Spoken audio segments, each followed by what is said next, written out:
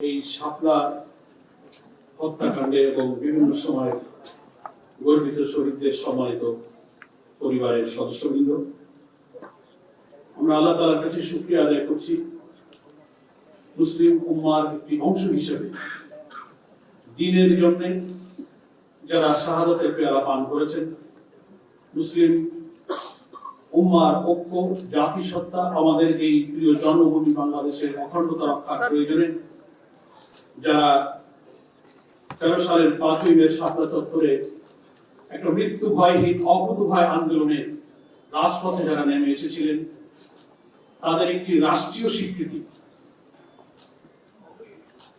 উম্মার পক্ষ থেকে এমন একটা আয়োজনের সুযোগে আমরা আজকে বরকতময় এই অনুষ্ঠানের শরীক হতে পেরেছি। সেজন্য মহান আল্লাহর কাছে আমি আবারও শুকরগুজার করছি, আলহামদুলিল্লাহ। মন্ত্রণালয়কে আমি ধন্যবাদ জানাই এবং খুব সংক্ষেপে কিছু কথা বলি, যেহেতু আরো অনেক মেহমানরা বক্তব্য রাখবেন। আমরা মনে করি যে সেদিন যে হেফাজতে ইসলামের উদ্যোগে যে মহাসমাবেশটা হয়েছিল, অনেক আলোচক সেটা বিশ্লেষণ করেছেন, এটা শুধু হেফাজতে ইসলামের একটা মহাসমাবেশ ছিল না, কার্যত মুসলিম উম্মার দ্বীনের জন্য একটা বিপ্লবী সংগ্রামী চেতনার বহিঃপ্রকাশ ছিল। এবং এই মহাসমাবেশ এবং এর পূর্বাপর অনেকগুলো উপাদান এমন বাংলাদেশের একের পর এক ঘটেছে, যা 24 সালের জুলাই গণঅভ্যুত্থানের পটভূমি তৈরি করেছে। এবং একটা ঘটনা নয়, একের পর এক অনেকগুলো উপাদান তৈরি হয়েছে গত 15, 16, 17 বছরের আওয়ামী দুঃশাসনের যুগে। এই সব উপাদানের মধ্যে অন্যতম উপাদান ছিল এই শাপলার ম্যাসাকার।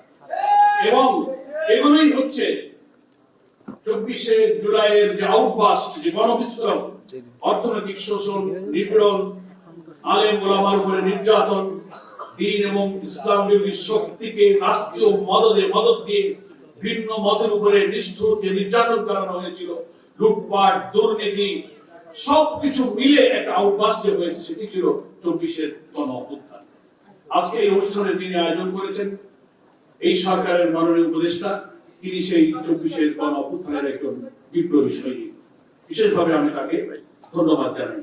আমাদের এই জাতির অখণ্ডতা, আমাদের জাতিসত্তা এবং আল্লাহ তাআলার দ্বীনকে বিজয়ী করার জন্য স্বাধীনতার এই 54 বছরে দেশের কত শহীদ, কত আলেম ওলামা, কত মাদ্রাসার ছাত্র, মুসলিম উম্মার অনেক বিপ্লবী মানুষের অকাতরে জীবন দিয়েছে, নিষ্ঠুরভাবে নির্যাতিত হয়েছে, তাদের দ্বীন বিজয়ের সেই স্বপ্ন আজও পূরণ হয়নি। আমি মনে করি 24-এর গণঅভ্যুত্থানের মধ্য দিয়ে যে প্রেক্ষাপট এখন তৈরি হয়েছে, অন্তত মুসলিম উম্মার মধ্যে যে একটা ঐক্যের পরিবেশ তৈরি হয়ে আমরা আমাদের জীবনের সেই লালিত স্বপ্নের দিকে এগিয়ে যাচ্ছি, আজকের এই আয়োজন সেই স্বপ্নকে আরো সফলতার দিকে এগিয়ে নিয়ে যাবে ইনশাআল্লাহ। সম্মানিত সুধীবৃন্দ, আর এই হামলার পিছনে, এই নিষ্ঠুরতার পিছনে যা দুনিয়াকে বিস্মিত করেছিল, এখানে অনেক আলোচক তার কিছু ছোট্ট চিত্র তুলে ধরেছেন, আমরা ডকুমেন্টারিতে দেখেছি। একটা বিস্ময়ের ব্যাপার, একটা সরকারের প্রধান কত নির্লজ্জ মিথ্যাচার করতে পারে। তিনি বলছেন যে না, ওখানে কোনো হত্যাকাণ্ড হয়নি, মাদ্রাসার ছেলেরা গায়ে রক্ত মেখে শুয়েছিল, অধিক হওয়াতে চলে গেলেন। এখনই আমরা ডকুমেন্টারি দেখেছি। তারই নেতৃত্বে কিন্তু, তার এই উদ্যোগেই কিন্তু শাহবাগ তৈরি হয়েছিল। উনি পার্লামেন্টে দাঁড়িয়ে বলেছিলেন, তদানীন্তন প্রধানমন্ত্রী, শাহবাগে যখন নাস্তিক মুরতাদদের উত্তরসূরিরা এইভাবে মুসলিম উম্মার বিরুদ্ধে একটা জমায়েত করলো, তিনি ওখানে বললেন, আমার দেহটা পার্লামেন্টে পড়ে আছে, মনটা আমার শাহবাগে চলে গেছে। এবং এই শাহবাগীরাই এখনো থেমে যায়নি, তারা এখনো কিন্তু ছাই চাপা দেওয়া বারুদের মতো বিভিন্ন জায়গায় বিস্ফোরণের ষড়যন্ত্র করছে। আজকের এই সমাবেশ থেকে আমরা এই চেতনা নিয়ে বিদায় নেব। এটা যেমন একটা ষড়যন্ত্রের ফসলে হামলাটা হয়েছিল, এখানে ভারতীয় আধিপত্যবাদী এদেশীয় সমাবেশরা, সেই সময় একটা প্রধানমন্ত্রী ইনু মেননদের নেতৃত্বে 14 দলের নামে যে দোসররা ছিল, ওই রাত্রিতে বিদ্যুৎ বিচ্ছিন্ন করে গুলি চালানো, আর বেনজির সহ সেই সময় র্যাব পুলিশেরা যে নিষ্ঠুর মধ্যরাতে নির্যাতন করেছিল, ব্লুপ্রিন্ট যারা করেছিল, তাদের বিচারের যে প্রক্রিয়া চলছে, আমরা মনে করি এই বিচার জাতির সামনে যদি দৃষ্টান্তমূলক হয়, ইনশাআল্লাহ ইসলামী উম্মার উপরে আঘাত হানার মতো দুঃসাহস ইনশাআল্লাহ আর কেউ দেখাবে। এই বিচারের কাজে যারা সাক্ষী আছেন, যারা প্রসিকিউশনে আছেন সকলকেই সাহসিকতার সাথে ভূমিকা পালনের জন্য আমরা দোয়া করি এবং আমরা এই আশাবাদ ব্যক্ত করছি।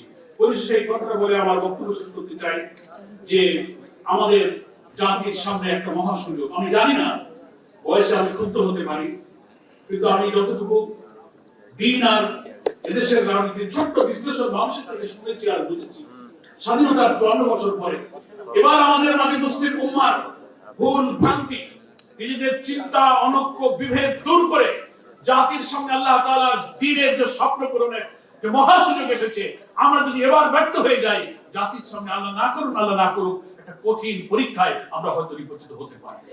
মহান আল্লাহ তাআলা আমাদের সেই পরীক্ষা থেকে হেফাজত করুন। শহীদদের যে সমস্ত গর্বিত পিতামাতা পরিবারের সদস্যবৃন্দ এখানে এসেছেন, আমি তাদের সকলকে শ্রদ্ধা জানাই, সম্মান জানাই। তাদের সন্তানেরা, স্বামীরা, পিতারা যারা আকাতরে জীবন দিয়েছেন, মহান আল্লাহ তাআলা কোরআন মাজিদে শহীদদের জন্য যে মর্যাদার কথা অত্যন্ত লোভনীয় ভাষায় বর্ণনা করেছেন, সকলের জন্য তার পরিবার জন্য আল্লাহ তাআলা সেই শাহাদাতের মর্যাদা সৌভাগ্য নসিব করুন, এই দোয়া করে আমি আমার বক্তব্য শেষ করছি।